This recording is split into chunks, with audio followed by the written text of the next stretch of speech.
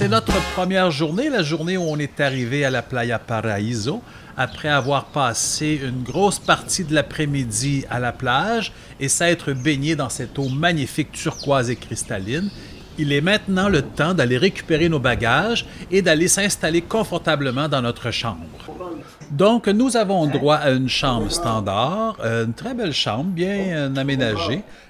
C'est un petit peu vieillot, mais c'est quand même très confortable. Personnellement, j'aurais aimé qu'il y ait un divan dans la chambre pour qu'on puisse s'asseoir confortablement et relaxer, mais on devra s'en passer. Nous sommes installés dans le bloc 4 sur 11 blocs. Le bloc est assez central, près de la piscine et du buffet, et nous sommes aussi très près de l'accès pour aller à la plage. La salle de bain est assez standard, une grandeur confortable où on peut avoir suffisamment d'espace pour se préparer. Le bain, c'est un grand bain avec une douche téléphone. Par contre, j'apprendrai un petit peu plus tard que dans notre chambre, la pression est vraiment pas élevée. C'est un petit peu difficile d'avoir de l'eau. À l'entrée de la chambre, il y a un garde-robe assez grand pour qu'on puisse suspendre nos vêtements et nous avons accès à un coffre-fort pour protéger nos objets de valeur. Mais très rapidement, on s'est rendu compte que dans notre chambre, l'air climatisé ne fonctionnait pas. Donc, après avoir avisé pendant quelques jours la direction de l'hôtel, nous nous sommes dirigés vers notre représentant de Air Transat pour finalement nous faire changer de chambre. On a donc changé de bloc. On s'est dirigé vers le bloc 1, qui est tout près du bloc 4 et encore plus près de la piscine et du lobby central de l'hôtel. La chambre est exactement la même que nous avions dans le bloc 4. Par contre, l'air climatisé fonctionne et la pression d'eau est beaucoup plus acceptable.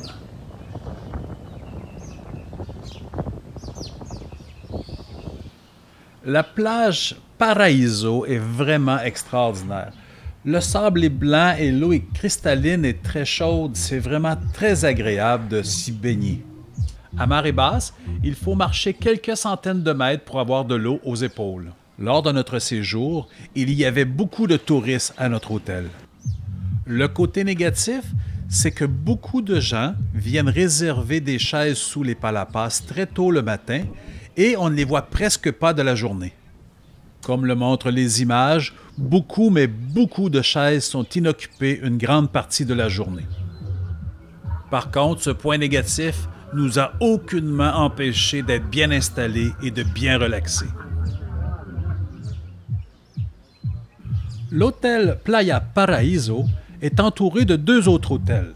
On retrouve à l'ouest le Memories Flamenco et à l'est le Meliá Jardines del Rei.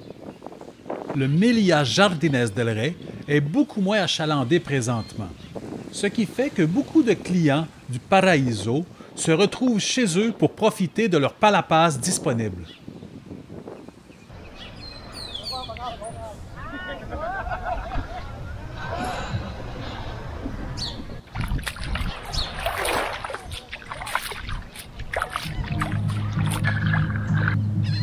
La journée semble vouloir se couvrir. On décide donc de sortir et d'aller juste à côté découvrir le petit marché. Le Plaza Los Flamencos se trouve à environ à 5 minutes de marche de l'hôtel Playa Paraíso et juste à côté du Meliá Jardines del Rei. On y retrouve quelques boutiques d'objets artisanaux. On peut y retrouver des toiles.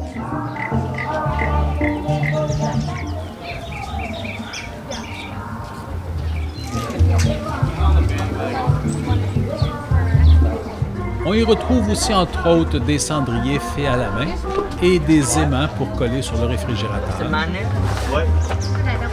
Quelques objets souvenirs et des bijoux. C'est marqué à gauche.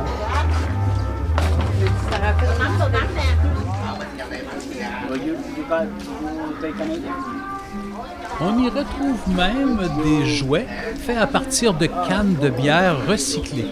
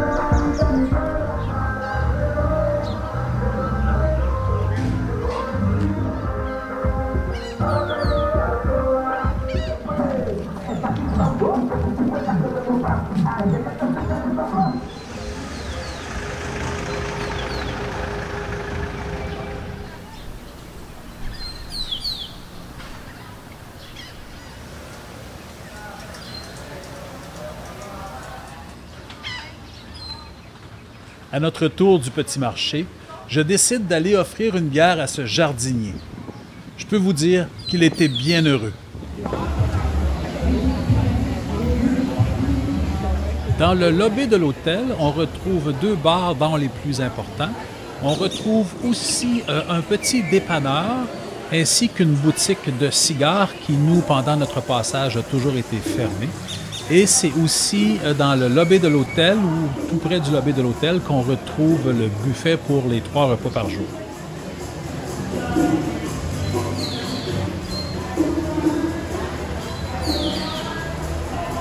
Après le coucher du soleil, c'est aussi dans le lobby de l'hôtel qu'on retrouve certains spectacles qui sont en première juste avant le spectacle de fin de soirée, présenté dans le Grand Théâtre, juste à côté du lobby de l'hôtel.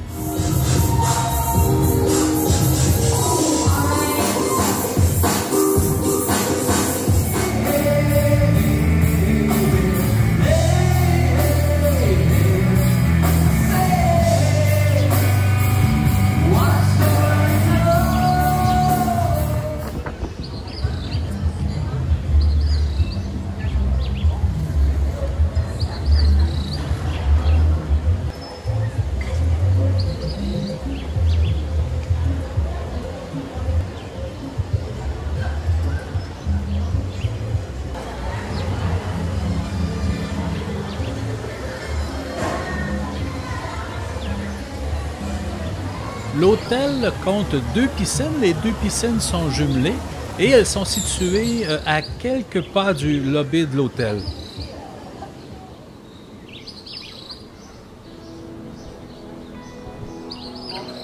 Autour de la piscine, il y a 3 bars. Un où les clients ont directement accès tout en étant dans l'eau. Un deuxième à l'extérieur de l'eau tout près de la piscine. Et un troisième qui est un restaurant-bar ouvert 24 heures sur 24.